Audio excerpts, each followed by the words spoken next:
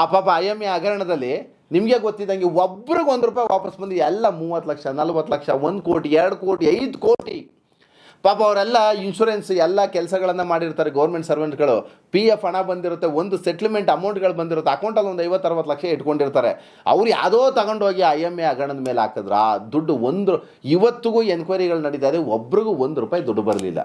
ಇದೇ ಕೇಸು ಈ ಥರ ಆಗುತ್ತೆ. ಯಾವನೋ ಶ್ರೀನಿವಾಸ್ ಶಾಸ್ತ್ರಿ ಬರ್ತಾನೆ, ಯಾವುದೋ ಬ್ಲೇಡ್ ಕಂಪ್ನಿಗಳನ್ನು ಸ್ಟಾರ್ಟ್ ಮಾಡ್ತಾರೆ, ಇವನು ಯಾವನೋ ಬರ್ತಾನೆ ಜಾರ್ ಗೋಲ್ಡ್ ಓಪನ್ ಮಾಡ್ತಾನೆ. ಇಷ್ಟೊತ್ತಿಗಾಗಲೇ ಜನಗಳಿಗೆ ₹1 ವಾಪಸ್ ಬರುವಂಥ ಶಕ್ತಿ ಆಮೇಲೆ ಕಾನೂನಲ್ಲೂ ಅದಿರಲ್ಲ.